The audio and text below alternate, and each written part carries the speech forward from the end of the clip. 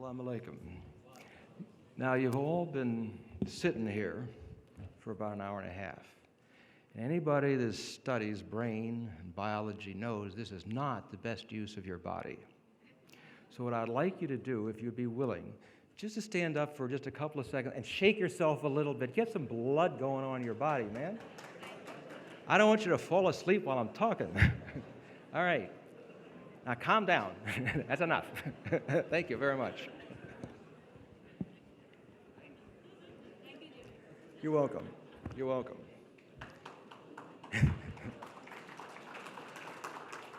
Well, if I have nothing else, I have nothing else further to say, if that's all you're interested in, this little exercise. There's been a lot of talk around the world about artificial intelligence. We talked about it in the 70s, but no one knew what we were talking about then. But now it's a big deal. People are talking about unemployment, and oh my God, what's going to happen? And you get one study after another study saying, 50% unemployment, 20% unemployment, 100% unemployment. What the heck's going on? I think it's important to understand that there's three different kinds of artificial intelligence. And they're being confused, and it's confusing the conversation, and it's not doing us a service. It's a little bit like saying 30 years ago, the information economy is going to have facts and the internet, as if they're the same thing. They're not the same thing. Artificial narrow intelligence is what we have today. That's what won on the Go champion with AlphaGo. That's what won in the chess champion. That's what you have with all of your medical diagnostic stuff. IBM's here and so forth with Watson. That's still narrow. If you take the game of Go and you change the rules from 19 to 19 grid to 20 by 20, AlphaGo wouldn't win. But you, as a human, you can adapt. You have a general intelligence. The second kind of artificial intelligence is artificial general intelligence. We may never have it. It's not for sure. It's tougher than people think. But if I'm taking a bet, I'll bet we will probably by 2030. Artificial general intelligence is different than narrow in that it draws on the Internet of Things worldwide, all the sensors. It draws on every piece of information that's allowed to get and maybe even not allowed to get. And it rewrites its own code all the time and shares that rewritten code all the time simultaneously, which means a new insight in Dar es Salaam can be in Islamabad in the next second. That's different. When people say, look, we've always had change, agricultural people or, they got unemployed and then the industrial people take over, da-da-da. So what's new? Several things. One, artificial narrow intelligence was not around before, and artificial general intelligence is a completely different ballgame than narrow. Secondly, the speed of technological change is being increased by some things that people are not always paying attention to. One is called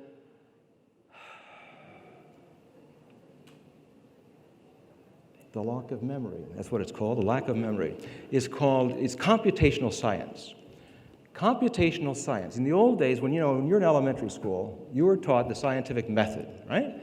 You do observation, you come up with a hypothesis, you design a laboratory or an experiment, you do the experiment, you publish it, then you wait 6 months or 7 months for another person to find out, and slowly but surely science progresses. And then technology takes the results, okay? That's not what's increasingly happening in the future. We are learning how to do simulations, which means that you can send out a note to everybody around the world and say, would you like to spend some of your unused computer time to do some molecular matching on to figure out what to do on cancer? So you say, sure. And right off the bat, this is about 10 years ago, about 1 million people donated their computer time, which meant that you created a supercomputer at no cost on the fly. That's the beginning of simulations. Now, you can do simulations on all kinds of things, which means that you can do scientific progress far, far, far faster than we thought before. On top of that, you put in AI, and that makes it even faster. On top of that, we think that quantum computers may be available by 2030 or 2025 or so.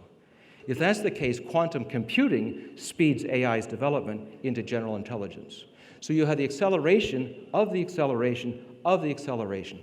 And on top of that, when we went from the agricultural age to the industrial age, and from the industrial age to the information age, we didn't have a global platform to share that information real fast. When I was hooking up third world countries into packet switching, which is the backbone of internet in the 1970s, late 70s, early 80s, I had to get into a jet plane.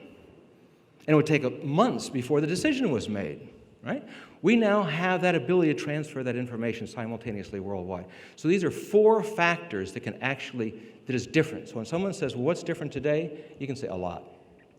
Now, if it's the case that we have told people that you go to school, you behave yourself, you go to college, you get a degree, and you're a nice person and you get a job, and you do everything you're supposed to do, but what happens if 2025, 2030, 2035 rolls along with general intelligence, and bingo, you're gone?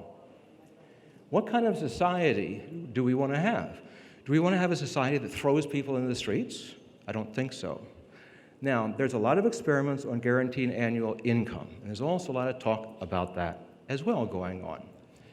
People say pro and con all the time on this. It depends on when you do it and how you do it.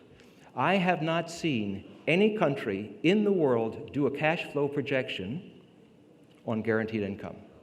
You got Finland doing an experiment right now. I've met with the Prime Minister's office twice, and I said, where's the cash flow projection? He said, we're working on it. And the second time, we're working on it. They still don't have it. Switzerland had an election. 30% said, let's do it. Where's the cash flow projection? We're working on it. We're working on it. You know? But any business person knows you got to have a cash flow projection to figure out where your money's going. Make a decision. So I would say if Pakistan wants to think about anticipating the future and all this sort of change and what happens as a fallback position, if we do hit that, take your time, do a cash flow projection. Without a cash flow projection, in my judgment, the conversation is not worth having. On the other hand, it looks, now first of all, futurists don't know the truth of the future. Everybody got that back there talking? The futurists don't know the truth of the future. We know a lot more about the possibilities than other people, but we don't know what will happen. You could have a flying saucer land on top of the hotel here and all the bets will be right off, right? Okay. So it's a fallback position that we should take into account because we may go from artificial narrow to artificial general. If we do, and at the same time, we may go to quantum computing around the same time. If that's the case, the acceleration of problem solving and doing your job, thinking and work and so forth, will accelerate faster than we think. That's a big deal. Now, people say, what about all these science fiction stuff? The science fiction stuff is the third kind of artificial intelligence. That's super intelligence. The difference between artificial super intelligence and artificial general intelligence is artificial super sets its own goals. That's what Elon Musk and the rest of the people are warning people about. So when AlphaGo won in Korea, the Koreans went, oh my God, the horrible science fiction stories are here now. No, they're not. You can worry later, but you don't have to worry right now. So one is I would ask you to take seriously the things that make the changes and how those things are changing in Pakistan. And then how you would measure if Pakistan's better in 10 years, what would it look like? What do you measure? Now, Shahid Mahmood, where are you?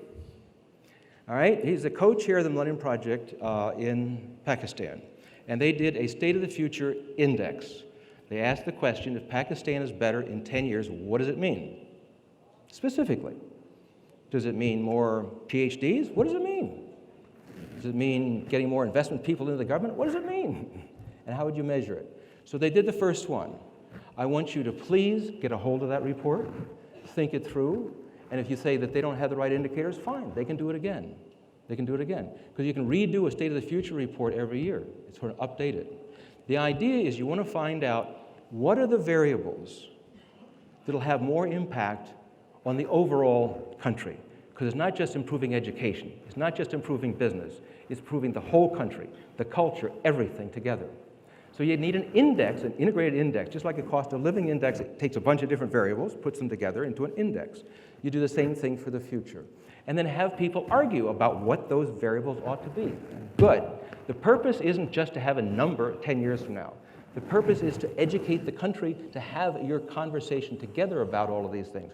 Because having speakers like me come in and rattle on about the future is okay. It's entertaining. But figuring out what is the best use of the time of the country is the purpose of this future stuff. Because we don't know the truth of the future. We should know what are the range of possibilities, what are those things that will actually make a difference to the country, and then make it public so that people can use their spreadsheet to do their own analysis and so forth, and participate. Because we know in the past, you didn't need a whole lot of well-informed people in the agricultural age. You just didn't. In the industrial age, you needed a little bit better educated public. But in the information age, you need a little better educated. As we move into the conscious technology age, which is the continuum between human consciousness and technology as a flow, we want to have far, far, far, far more educated people. Because why? As the employment system shifts in the world, we figure maybe about only 1 billion people are necessary by 2050 to run everything. When an economist says, how many people do you need? What are you going to do with the other 5 out of the 6? We figure about 6 billion or so will be the workforce. Well, how many people do you need to make a civilization worthwhile? More. How much more? We may move into a self-actualization economy. What does that mean? Remember the psychologist Abraham Maslow? Skinner told us how you get sick. Maslow told you how you get well, all right? So Maslow said there's a series of stages that healthy people go through. When you have your basic needs satisfied, you go to self-respect and status and love and belongingness, and eventually self-actualization. So for an individual, written large for a society, then we are now in the process of making civilization work worldwide. Poverty, extreme poverty reduction has gone down faster than all the forecasts. We are winning more than we're losing. Of course, where we're losing is very serious, but we're winning more than we're losing. We have no right to be pessimistic, but we have no right to go to sleep either, all right? So what I'm saying here is that as we shift around the world to the idea of the basic needs being met, and the social media helping us with our love and belongingness needs, moving along, then next becomes self-actualization. So who are you? What is your gift to the world? Maybe it's teaching people how to meditate. Maybe it's teaching people juggling. Maybe it's teaching people the history of Islam, etc. It's an infinite capability of the human imagination. We can make a living this way. You say that's not possible. Yes, it is.